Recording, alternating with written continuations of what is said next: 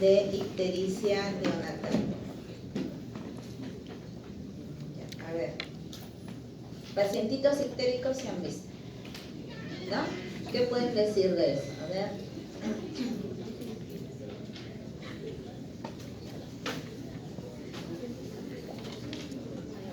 Las clases de psiquiatría están en el salón para que estén.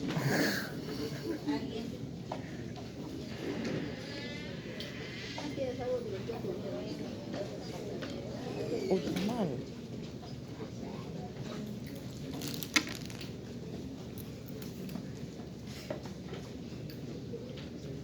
A ver, voy a preguntar. Una de las afecciones que presenta con mayor frecuencia todo recién nacido es la ictericia, y es lo más frecuente que vamos a ver en nuestra práctica diaria. Es nada más que la coloración amarillenta de piel, de mucosas, que se presenta cuando las bilirrubinas en sangre se van a encontrar de manera elevada, ¿no? A esta condición se le conoce como hiperbilirrubinemia. ¿Ya? Aproximadamente es más frecuente, y acá vemos a un recién nacido de nuevo que anteriormente hemos visto. ¿Quiénes son? ¿En dónde se ve con mayor frecuencia? En los prematuros. Un 80% se ve en los prematuros que van a desarrollar ictericia dentro de la primera semana de vida. Un 60% en los recién nacidos a términos, y por ahí vamos a encontrar un 10% en aquellos recién nacidos alimentados con el seno materno, o sea, por leche materna, ¿ya? Durante el primer mes de vida. Más adelante vamos a ver la comparación cuándo es que nosotros decimos que es una ictericia patológica, cuándo decimos que es una ictericia fisiológica y cuándo hablamos de una ictericia por la leche materna y el otro es por lactancia materna.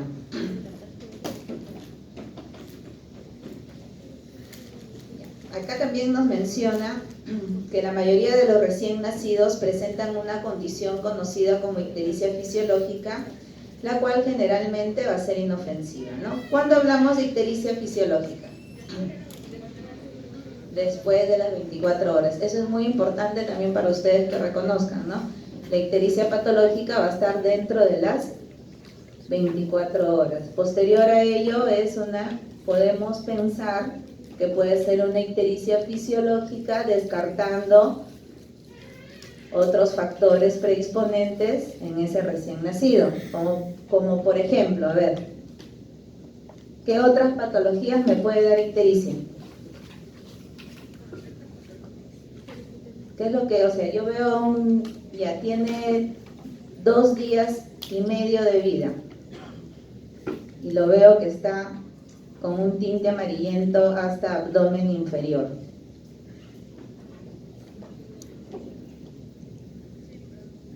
Y está hipoactivo. O sea que sus reflejos están ahí, trato de estimularle y como que está reactivo, pero poco reactivo. ¿Ah?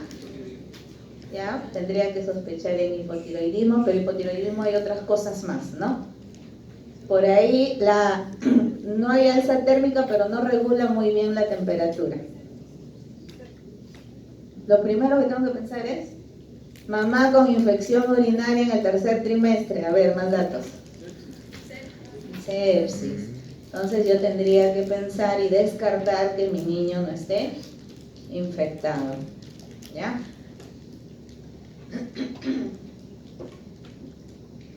En ausencia de comorbilidades como la prematuridad, sepsis o enfermedades hemolíticas, estos trastornos en algunos recién nacidos pueden ser muy graves como para ponerlos pueden llegar a ser suficientemente graves como para ponerlos en riesgo de morir o de presentar alteraciones en el desarrollo neurológico. Claro, porque eso justamente es importante, poder captar a un recién nacido con esta patología, poder dosarle cuando es necesario y para que no logre que esta cantidad de esta sustancia penetre a nivel del sistema nervioso central, ¿verdad? Y va a haber una patología, una palabrita ahí que es difícil pronunciar, el kernípteros, ¿verdad?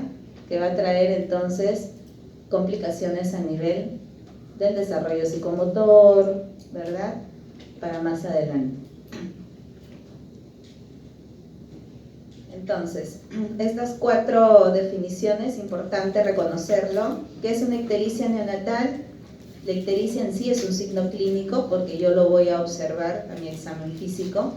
Es la coloración amarillenta de piel, escleras y mucosas, y se dice que al ojo humano nosotros podemos detectarlo cuando los niveles son mayor a 5 miligramos por decilitro. ¿Qué es hiperbilirrubinemia neonatal? Es la elevación de la bilirrubina total por encima del percentil 95.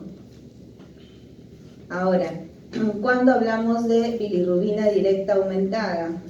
Cuando es mayor a 1.5, otras literaturas nos hablan de 2 miligramos por decilitro.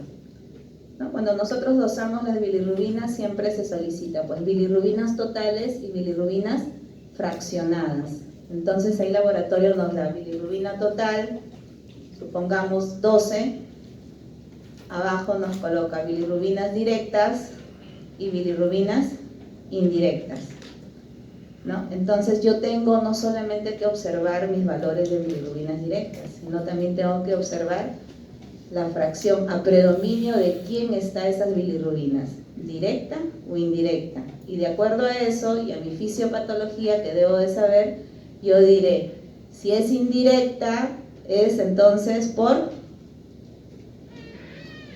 antes de que ocurra la conjugación a nivel hepática, ¿verdad?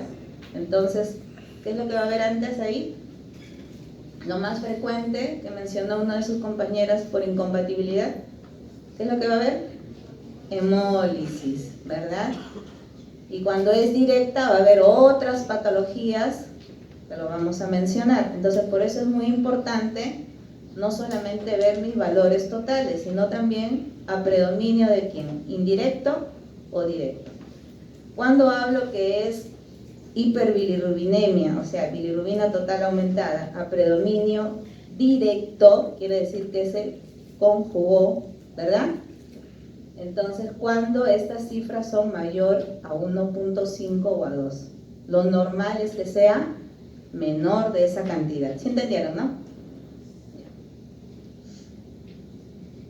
Cuando hablamos de encefalopatía por hiperbilirrubinemia, cuando hay signos y síntomas neurológicos, ¿no? Puede haber convulsión, puede haber hipertonía, hipotonía.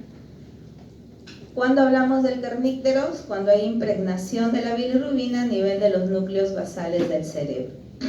Se dice que el dosaje va a ser mayor de 20 miligramos por decilitro. Y su diagnóstico es anatomopatológico, ¿no? Porque para poder ver si está pintado o no amarillento, vamos a ver por ahí una imagen, pues va a ser solamente por anatomía patológica. Muy importante los factores de riesgo. ¿Qué factores de riesgo estaría asociado entonces en un recién nacido? Habíamos dicho la prematuridad. Por ahí también nos hablan de antecedentes, por eso es muy importante la anamnesis de primera instancia, ¿no? Hermano previo con ictericia. La isoinmunización, por ahí la mamá es O y de repente este recién nacido es A, ¿verdad? O puede ser B, o puede ser AB. Otro factor de riesgo importante, determinar ictericia dentro de las primeras 24 horas para que sea patológico. Otro factor de riesgo, el trauma obstétrico, ¿no? Si han visto cefalomatomas, ¿verdad? Los cefalomatomas, que es nada más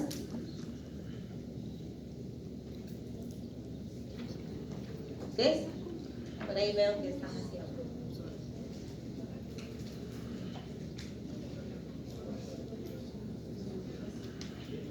De sangre, ¿no? Ya. Por lo tanto, va a haber también destrucción de ello y formación de las bilirrubinas.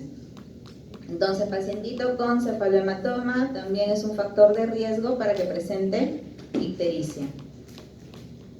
La lactancia materna y otros, muy importante, siempre en cada evaluación que yo hago a mi recién nacido, yo tengo que saber que dentro de la primera semana de vida, todo recién nacido va a perder peso. En un atérmino pierde el 10%, en un prematuro hasta un 15%, ¿verdad? Ya. Entonces, si yo tengo que hacer mis cálculos de mi pérdida de peso, es muy importante para yo saber, de repente esa ictericia se debe porque hay un aporte insuficiente, ¿verdad? Pero antes de ello yo voy a tener que descartar todo lo demás, ¿no? Con respecto a las causas, uno puede deberse por incremento en la producción de la bilirrubina o por disminución en la captación y conjugación, o sea, a nivel hepática, y otro por dificultad o eliminación o disminución de la bilirrubina. Entonces, por incremento en la producción de la bilirrubina, la hemólisis, y ahí engloba a la incompatibilidad por factor, ya sea RH, el grupo ABO y otros grupos menores, porque han pasado, ¿no? Son del mismo grupo sanguíneo, OO, nos ha pasado, y cuando le hacemos su CUMS, nos sale positivo, ¿no? Que pudieran haber ciertas grupos, subgrupos dentro del grupo O, ¿no? Defectos enzimáticos de los eritrocitos, defectos estructurales de los eritrocitos, el uso materno de ciertos fármacos como la nitrofurantoína, la oxitocina. Nos hablan de infecciones, que es lo primero que tenemos que descartar, ¿no? Por causas no hemolíticas tenemos traumas obstétricos, como lo hemos mencionado, el cefalohematoma. Muy importante ver la hemoglobina y el hematocrito de nuestro recién nacido, ¿no? Policitemia, la ligadura del cordón umbilical, si se realizó de manera precoz o de manera tardía. A ver, la policitemia estaría relacionado con una ligadura de cordón umbilical precozmente, tardíamente, tardía, ¿no? Y sobre todo en la posición, ¿verdad? Por debajo, por encima de la mamita. O sea, del nivel de la mamá que está en decúbito.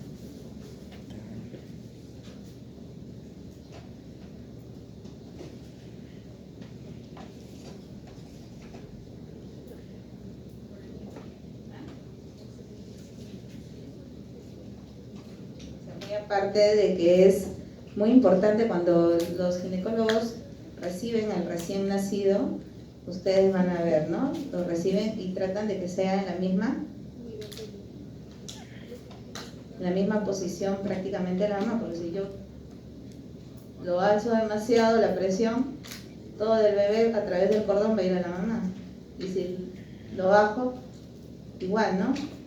La mamá todo le va a dar, o sea, también se ve esa parte, ¿no? Ya.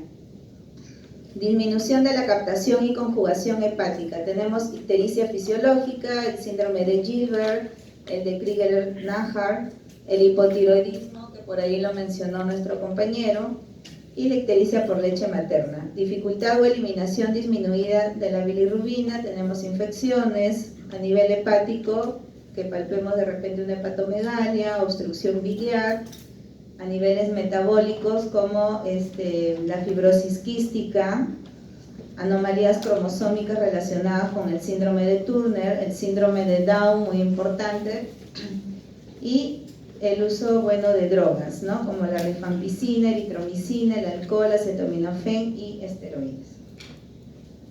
Esto es lo mismo. Y esto también es importante volver a recalcar, menor de 24 horas o dentro de las 24 horas es patológico. Generalmente lo más frecuente es incompatibilidad de grupo Y tenemos también por incompatibilidad RH, ¿no? Cuando la mamá es RH negativo, ¿verdad? Y el recién nacido positivo. Después de las 24 horas, dentro de la primera semana, podemos encontrar la ictericia fisiológica. Lo más frecuente aparece, el pico máximo es justo en el segundo o tercer día de vida y va a desaparecer dentro de la primera semana de vida. En los atérminos, en los prematuros pudiera un poquito retrasarse, ¿ya? La desaparición de la ictericia. El otro punto es la lactancia materna por mala técnica de lactancia, y mayor de una semana estaríamos hablando por leche materna, ¿no? Que va a aumentar la circulación enterohepática y solo va a cursar con ictericia. Pensar en eso ya sería ya lo último. Primero yo tengo que descartar la parte infecciosa, descartar otros problemas que no estén asociados de repente al síndrome de Down, a hipotiroidismo, a fibrosis quística, a incompatibilidad. Y acá es una tablita muy importante donde nos definen ictericia por lactancia materna e ictericia por leche materna. Ictericia por lactancia materna, su presentación va a ser dentro de la primera semana de vida. Por leche materna es justamente a finales de la primera, pudiendo llegar a las 2, inclusive hasta la tercera semana. La alimentación por lactancia materna es porque el volumen es insuficiente. Y la ictericia por leche materna es porque el volumen va a ser suficiente, pero sin embargo el niño se presenta ictérico. El peso, por lactancia materna hay una baja ganancia de peso y por leche materna hay una ganancia de peso de manera normal. O sea, mi ponderado de peso va a estar normal. Con respecto a las deposiciones, en la lactancia materna son deposiciones tipo meconial, transicionales, infrecuentes, y por leche materna son deposiciones frecuentemente amarillentas, ¿no? La resolución con respecto a la ictericia por lactancia materna es mejorar el volumen de leche materna, y la ictericia por la leche materna va a ser de manera espontánea dentro de las primeras 12 o 16 semanas de vida. Y eso va a estar relacionado, nos dice, por la ictericia por leche materna, por una enzima que obtiene la leche, que es justamente la glucuronidasa, que inhibe el metabolismo normal de las bilirrubinas, ¿no? Esta es la fisiopatología, esto lo deben de saber, vamos a avanzar. Y con respecto a la clínica, igual, ¿no? Primero la anamnesis, muy importante. ¿Qué es lo que yo tengo en mi anamnesis que verificar? La edad materna, la existencia de diabetes gestacional, medicaciones maternas, porque hemos visto que ciertos medicamentos pueden contribuir a la ictericia, antecedentes neonatales de policitemia, si hay riesgo materno que pueda predisponerle a sepsis a mi recién nacido, el tipo de alimentación, si es exclusiva nada más o con fórmula, la pérdida de peso, antecedentes de trauma obstétrico, la eliminación de meconio o no, y la presencia de coluria o apolia, ¿no? Con respecto a la exploración física, eso lo vamos a observar, la coloración de la piel y mucosas, el estado general, cómo están esos estímulos, la reactividad y la existencia, la palpación de masas abdominales o hepatoespleno. Y signos de hipotiroidismo que también está relacionado con la ictericia. Tenemos acá lo que es la escala de Kramer, que es lo que antes se usaba, ¿no? Tenemos que, de acuerdo a la extensión de la ictericia, podemos nosotros determinar en cuántos miligramos por decilitro va a estar la bilirrubina, el nivel de bilirrubina total, ¿no? Nos mencionan acá 5 puntos. Primero, cabeza y cuello, más o menos un aprox de 5 a 6 miligramos por decilitro. Miembro superior, tórax y abdomen superior, o sea, hasta ombligo, de 7 a 9. Luego abdomen inferior a muslo, hasta rodilla, de 10 a 12. Lo otro es piernas hasta tobillos, de 13 a 16. Y cuando ya coge palmas y plantas, mayor de 17.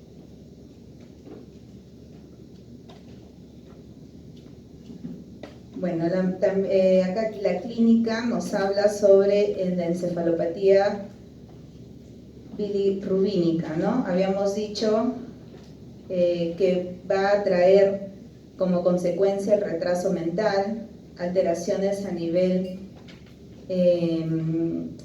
auditiva, va a haber, también podría ocasionar tetraplegia espástica. Por eso es muy importante detectarlo de manera precoz. Si amerita dosarle, se le dosa, y si amerita ingresar a manejo de fototerapia, se le hace su manejo, ¿no? Para evitar justamente estas complicaciones. Pruebas diagnósticas. Tengo yo un recién nacido, es a término, y veo que dentro de que sea 12 horas de vida, lo veo que tiene un tinte amarillento hasta el tórax. Es de parto eutóxico. ¿Qué es lo primero que yo debería de pensar? O lo primero que debería de realizar.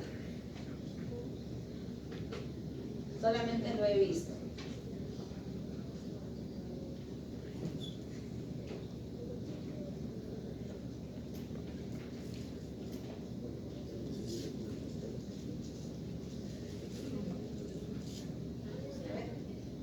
Entonces, a ver, de nuevo, recién nacido a término, ya que está peso adecuado para la edad gestacional, es a término, buen Apgar. Vamos a ampliar un poquito más, antecedentes maternos de infección urinaria, vamos a poner por ahí, pero no tenemos el dato del urocultivo de la mamá, y que dentro de las primeras 12 horas aparenta, ¿no? Cuando yo voy y lo observo, que luce amarillo, hasta tórax, le dije, ¿no? Cuando lo examino, ¿qué es lo primero que tengo que hacer? Examinarlo, porque lo he visto, pero no lo he examinado todavía. Entonces, al momento que yo lo examino, de manera cefalocaudal, no hay ningún cefalohematoma, no hay fractura de clavícula, no hay hepatoespleno, está reactivo, tiene buena succión. ¿Qué puedo ir pensando?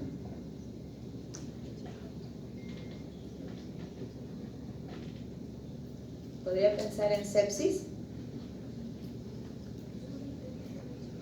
Ajá. ¿Qué otra cosa podría estar pensando? ¿Qué dato me falta que no les he dicho? El grupo sanguíneo. El grupo sanguíneo de la mamá es O. ¿Podría haber posibilidad que sea incompatible? Sí. Entonces, ¿qué tengo que pedirle? A todo bebé se le pide siempre, ¿no? ¿Qué es? Su grupo sanguíneo. Todo bebé siempre le pedimos grupo sanguíneo. Ya, pero en este bebé, su grupo sanguíneo, ¿y qué más se tendría que pedir? RH. ¿Ah? RH. Por acá me dijeron. FUMS, ¿no? Su FUMS directo, que diría también su hematocrito, su hemoglobina, su reticulocito. ¿Ya? Recuerden que cada paciente es totalmente diferente. ¿Ya? Ahora, si es su grupo y factor me sale que es A positivo. Estaría pensando, ¿cuál sería mi diagnóstico?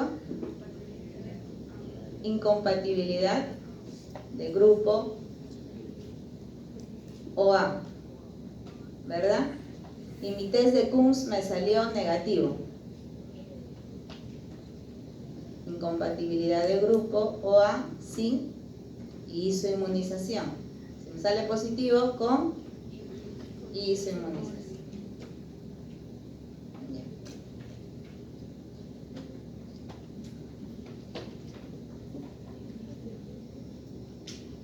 Bueno, acá diagnósticos diferenciales de la hiperbilirrubinemia no conjugada, aumento de producción de bilirrubina, tenemos la ictericia fisiológica, hemólisis, policitemia, ¿no? Un hematocrito mayor a 60, algunos libros 63, cefalohematoma, y por la disminución de la captación o conjugación hepatocelular tenemos la ictericia fisiológica, la prematuridad, el hipotiroidismo congénito, ictericia por leche materna, drogas y otros como el síndrome de Gilbert y de Crigler-Najjar, que no son frecuentes pero sí pueden aparecer.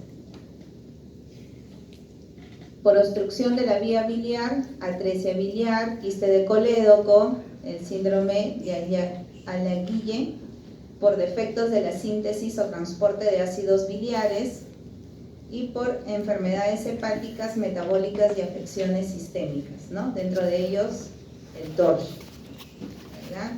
Sepsis, ITU, lesión hepática aguda o enfermedad hepática metabólica. Y acá tenemos nuestro famoso Peditools, ¿no? Antes lo hacíamos más o menos con el Kramer, más o menos en cuántos serían los valores, y hay unas tablas para poder definir cuándo ingresa o no a fototerapia. Y ahora que todo está más sofisticado, tenemos el Peditools, lo pueden bajar en su Play Store. Tenemos el PDApp también, no sé si han escuchado, ¿no? Usamos para recién nacidos a términos el Peditools, el PDApp para los prematuritos. Entonces acá en el Peditools nos piden lo que es la edad gestacional, la edad, el tiempo de vida, las bilirrubinas en miligramos por decilitro. Vamos a colocar si tiene o no factores de riesgo de neurotoxicidad. Y cuando colocamos todo eso en esta tablita, inmediatamente nos va a salir graficada y una zona si está para ingresar a fototerapia o para exsanguíneo transfusión. De acuerdo a eso, nosotros entonces valoramos, ¿no?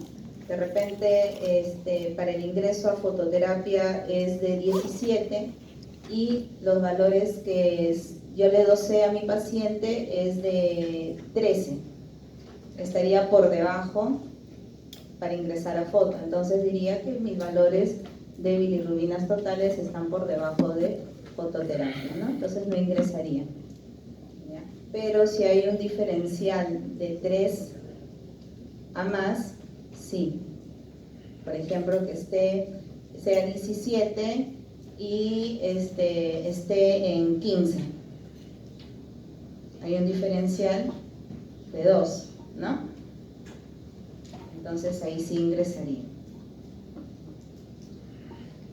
El tratamiento, tenemos fototerapia. La fototerapia nada más va a ser el mecanismo de acción, se produce por una reacción irreversible debido al efecto de la absorción de la luz por parte de la bilirrubina y su transformación a lumirrubina, que posteriormente se va a excretar, ¿no? A nivel tanto de las heces y a nivel de la orina. Esta fototerapia puede ser simple o puede ser intensa y esto se va a deber de acuerdo justamente a mi cálculo que he realizado anteriormente y de mis valores de bilirrubina. ¿Qué tengo que estar controlando? Sus funciones vitales, la hidratación,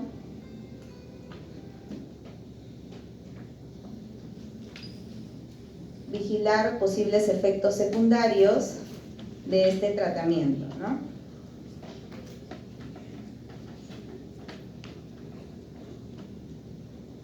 Mismo. Y acá tenemos lo que es la exsanguinotransfusión, ¿no? ¿Cuándo se indica exsanguíneo? Uno, a través, cuando hago yo mi Peditools, ingreso mis datos, voy a ver entonces si estoy para exsanguíneo o para fototerapia. Otra indicación, cuando hay falla de fototerapia, la bilirrubina total no disminuye de 1 a 2 miligramos en 4 o 6 horas, que le hago de nuevo un control. Cuando hay aparición de signos clínicos de encefalopatía bilirrubínica, ¿no?, con independencia de la concentración de la bilirrubina sérica. ¿Qué es lo que yo tengo que estar monitorizando cuando se hace exsanguíneo transfusión? Mi calcio iónico durante el procedimiento, mi glucosa, mis plaquetas y monitorizar de manera constante sus funciones vitales, ¿no? Sobre todo a través de un EKG. Porque pueden presentar pues desequilibrio hidroelectrolítico, arritmias cardíacas, embolia, etc. Desde el exsanguíneo.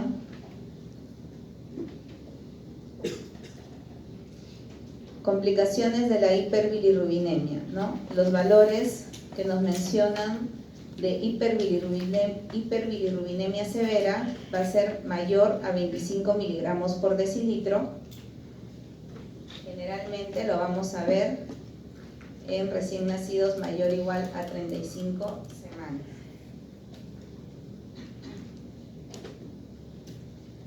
La encefalopatía aguda por hiperbilirrubinemia, que es una forma aguda, en la primera fase, dentro de las primeras 24 a 48 horas, ¿no?, se puede ver por succión deficiente. Vamos a ver, el paciente está hipoactivo, puede estar en estupor, hipotonía, convulsionar. La fase 2 son mediados dentro de la primera semana. Vamos a encontrar ya no hipotonía, sino hipertonía de los músculos extensores, opistótonos, retrócolis, como que es tortícolis nada más de la cabeza hacia atrás, y inclusive fiebre. Y en la fase 3 es después de la primera semana, donde también se encuentra la hipertonía.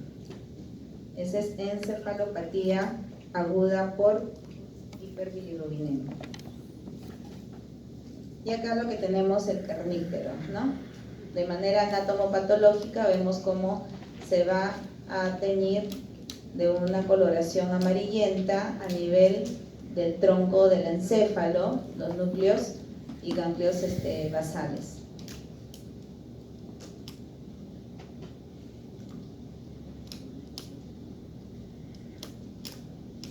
Y dentro de esta patología, que es la hiperbilirrubinemia, vamos a encontrar justamente una de las causas que habíamos dicho es por hemólisis, ¿no? Y dentro de ello encontramos a la enfermedad hemolítica del recién nacido, que también se conoce como eritroblastosis fetal, ¿verdad? Que se debe nada más al paso de anticuerpos maternos activos contra los antígenos paternos de los hematíes fetales a través de la placenta. Y es una causa importante, frecuente, de anemia e ictericia en el recién nacido. Habíamos mencionado que el recién nacido va a ser RH positivo y la mamá es negativa. ¿Quién se ve afectado? ¿El primer recién nacido o el segundo producto? El segundo, ¿verdad? Importante también. La fisiopatología, como lo acabamos de mencionar, y las manifestaciones clínicas que vamos a encontrar justamente en el segundo producto, ¿no? Puede haber anasarca, hidrops, ictericia, petequias, púrpura y trombocitopenia, y una anemia hemolítica. El diagnóstico muy importante a nivel prenatal para determinar los títulos maternos de esta inmunoglobulina anti-D, que es lo que se le va a colocar a las 12, 16, 28, 32 y 36 semanas de gestación. Se tendría que verificar con un CUMS indirecto y también se le realiza un estudio Doppler a la mamá. Y a nivel postnatal se analiza la sangre del cordón y del propio niño para determinar justamente el grupo, ¿no? Sabemos que siempre todo recién nacido se le va a dosar su grupo y factor.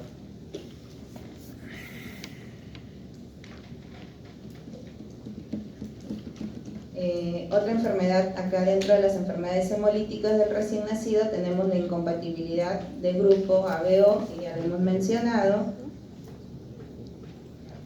El diagnóstico, bueno, sabemos cómo vamos a verificar también la existencia de esta incompatibilidad. La prueba de PULS directa, que ya lo hemos mencionado también. La presencia de esferocitos en el frotis sanguíneo. Y el tratamiento, que va a ser la fototerapia, ¿no? Transfusión en el caso se requiera, o la exsanguínea transfusión, o fototerapia en el caso de acuerdo a la merite cada recién nacido, ¿no? Dependiente de sus valores de bilirrubina. Ya, estas son las diapositivas que el doctor les tenía preparado. No sé si alguna pregunta por ahí.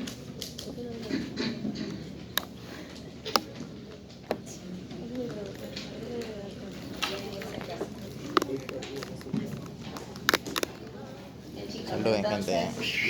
Bueno, eso sería todo. Creo que ahí, para que puedan registrar su asistencia, ustedes saben cómo es.